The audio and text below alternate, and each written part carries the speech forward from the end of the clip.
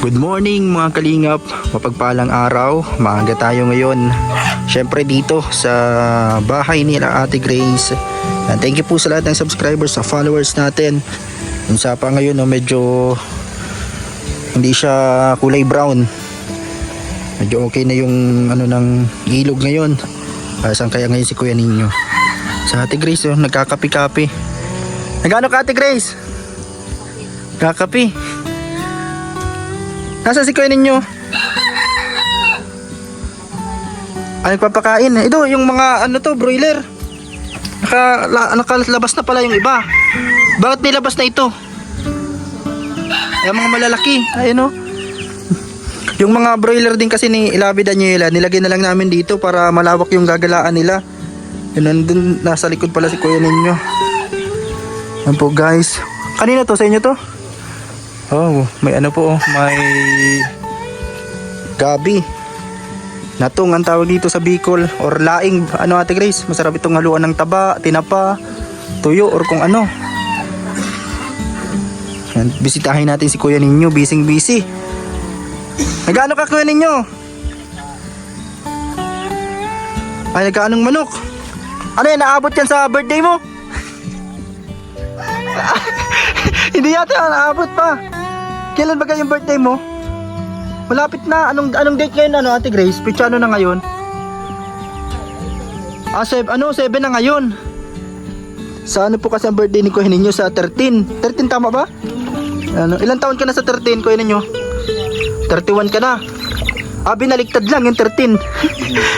31 na po siya sa 13 mga kalingap. January 13. Ay, hindi pa talaga yan maabot. Si Labi Daniela sa 23. Ano kaya? Meron na yan dyan? Meron na tayo mapipili na. Ilan na lang yung natira dito sa kulungan? 5. Sa kulungan. Yan po. Nandito sa gilid. Dito niya nilagay. Nilagyan mo lang pansamantala net. Ay, maganda yung mo dito. Yung silong na gamit mo sa manukan. Yan po. Bakit may maliliit? Nabansot. Mga hindi siya nakakaagaw na masyado. Hindi nakakaagaw ng pagkain. Kaya pala pinakawalan mo na yung iba. Ito malalaki na to. Ay, napapakawalan mo na din. Ayan po Makabilo yung maliliit. Parabelo. Ito na lang natira dito. Kasi yung natira ni Labi din na manok na ganyan, broiler, hinalo na dito para sama-sama na sila dito kala Kuya Ninyo. Nabili na lang kaming pambahog.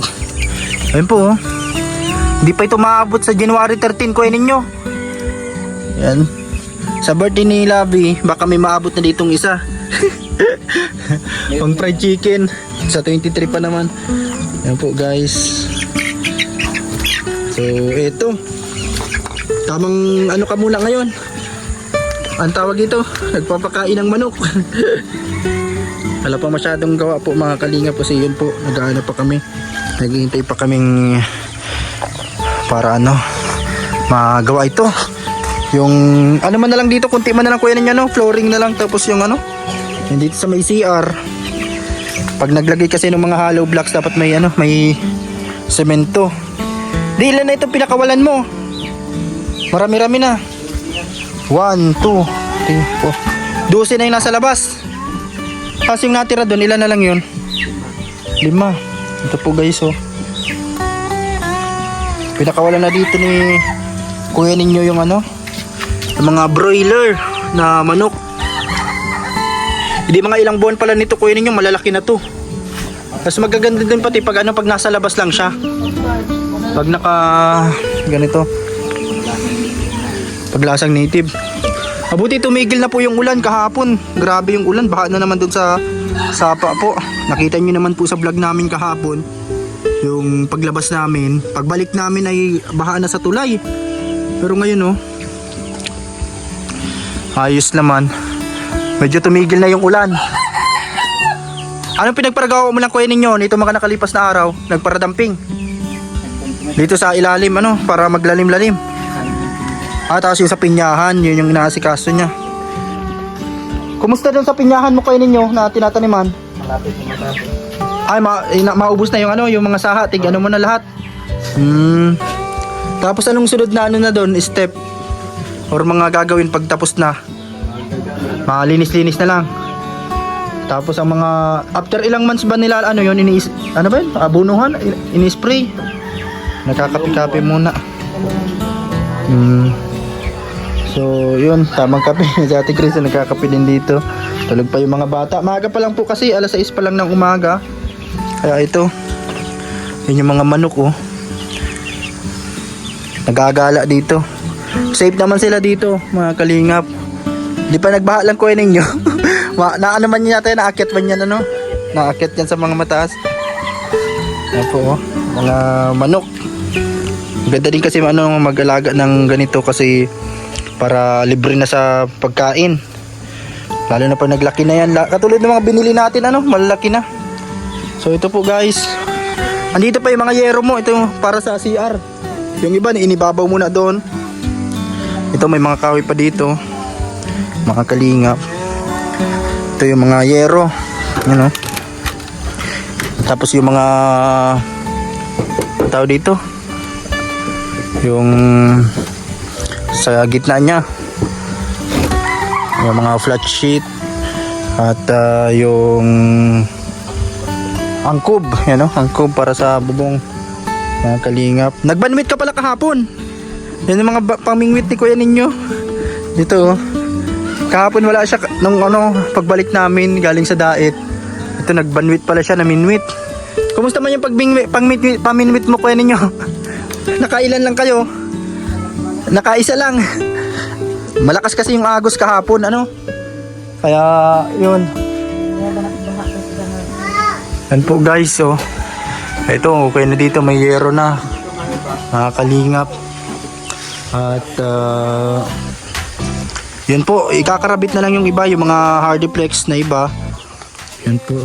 Tapos dito kasi sa CR para i-hollow blocks mo kasi ni kuya ninyo ang ano nito ano, paikot ano.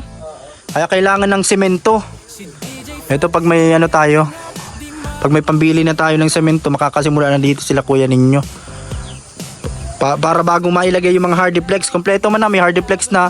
Tapos itong pintuan, ito tama nga yung sinabi sa comment, talagang dapat sa CR na lang ito. Yung pintuan na binili po galing kay Tita Janice of Singapore. Yan, dito na lang po yan. Tapos dito kuya ninyo, sa pintuan na yan, ano na lang yan, yung crocodile. Sa crocodile na ano, yung nandun, meron man doon, nandun kay Kuya Dennis. Doon muna nila nilagay, mga kalingap. So ito, maganda na to. Pag natapos na, konti na lang po, matatapos na mga kalingap.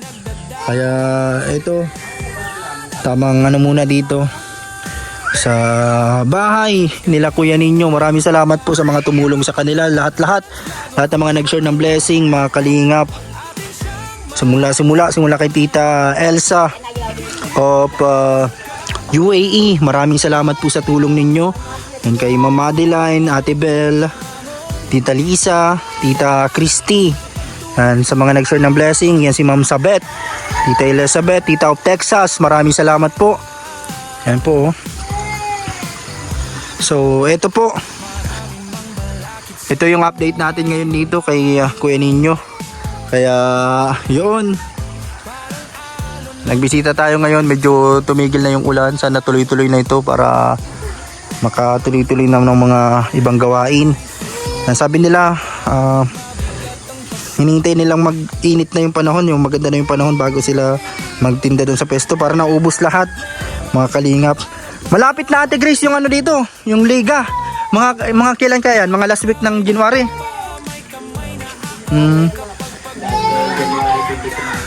Yun ang pinaghahandaan nyo ngayon na ano, mabenta yun pag ganun, pag may nagbabasketball na dyan. Ano ko ninyo, malaban tayo?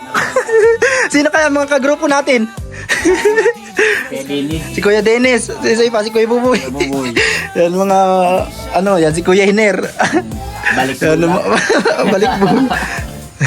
Malapit na ang basketball dyan. Maano tayo, try natin kung makakasali tayo kuya ninyo. Nasali dyan sila kuya ninyo eh. Ang mga kalaban dyan minsan mga nasa ibang lugar ano. Ano, kumusta kayong ano? Ano kaya ang ano natin ngayong birthday mo kayo ninyo? Kahit ano lang. Malapit na ang ano eh. 31 na siya eh. Mga 31 na si kuya ninyo. Malapit na. Matanda na. Ikaw Ate Grace, ilan taon ka na ngayon? 26 pa. 26 si kuya ninyo, mga 31. Mawala na sa kalendaryo. Ito, hindi pa ito aabot sa birthday mo, kuya ninyo. Wala din. Mga gulay na lang tayo nito. Yan po. Natong gabi. Yan po, mga kalingap. Kunti man na lang pala dito. Yung pintuan na lang. Yung dito sa ano? Flooring. Yan. Malawak na itong masyado. Pag may flooring na to, pwede na itong higa-higaan dito sa sahig. Pag may mga bisita, mapresko pati kasi ano lang siya, open lang siya. Yan po. Ganda na ng panahon ngayon, sana tuloy-tuloy na ang init. Mga kalingap, salamat po sa mga maagang bumati kay kuya ninyo. Ilang days pa man? Ilan pa ba? Mga ano pa? Isang linggo pa. Isang linggo pa po bago ang birthday ni kuya ninyo. Thank you po, batiin nyo na lang sa comment section si kuya ninyo, mga kalingap. Yan, hindi aabot itong ano nito. Kanyang mga broiler na inaalagaan dito. Mga kalingap, salamat po sa lahat ng mga nanonood. Update lang natin dito sa bahay nila kuya ninyo. Tulog pa si Niknik. Tulog pa si Niknik, Ate Grace, ano? Ando sa loob ng kwarto, tulog pa. So, yun po. Marami ditong mga mga gulay, sa paligid. May mga malunggay. Ang kagandahan dito sa probinsya. Pag kailangan ng ulam, may mga lang dito sa paligid. Ito, malunggay. Kaso yung kahapon paghuli ng isda ni kuya ninyo, hindi siya nag-abot sa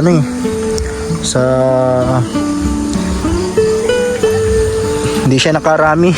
Kaisa lang daw siya kasi ang lakas ng agos daw po, mga kalingap.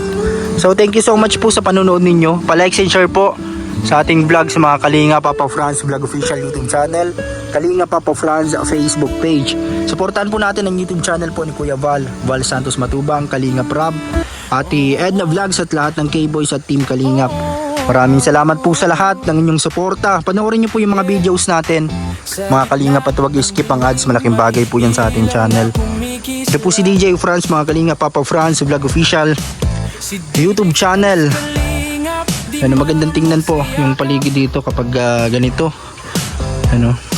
Lalo na pag natapos na to. Salamat po sa lahat ng mga tumulong po sa pamilya ni Kuya ninyo. Maraming salamat sa lahat, sa Team Kalingap, sa lahat ng mga Kalingap viewers at subscribers, followers. Maraming salamat po. Bye-bye muna po. Hanggang dito muna po ang ating vlog ngayong araw na ito. God bless. Happy birthday kay Kuya ninyo. Malapit na. Ano man ang pagsubok, tuloy-tuloy lang sa pagtulong. Gagawin ang lahat para sila ay matulungan kahit may pinagdadaan. Hindi ka iiwan. Ito yung dalawa. Saan nyo yan, Kuya ninyo? Siya si DJ Franz Kalinga, Papa Franz. Saan dyan? Franz Vlog Official. Atin siyang maasahan. Yero. Hindi madapat sa Yun yung mga manok ni Kuya ninyo. Nagagala. Mga inaalagaan dito manok. sama-sama sa pagtulong, tara. Yan po, maulan na naman lang.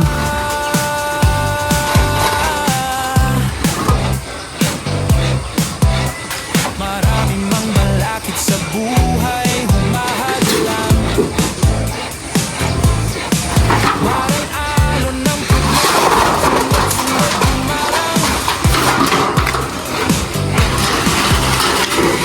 susukot ka.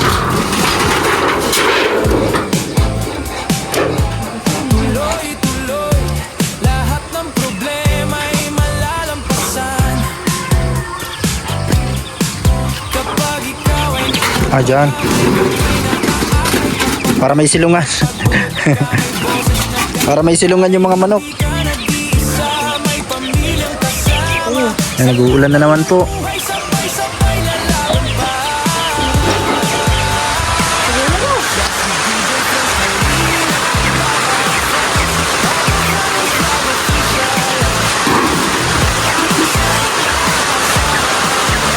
Ito na po mga kalingap yung order nila Kuya Val na para po sa kesame. Hardiplex, tas mga ganito. Tapos ito po. Yan. Tapos semento po. Ang magawa po yata ng kesame po ay yung papa ni Krista. Yan.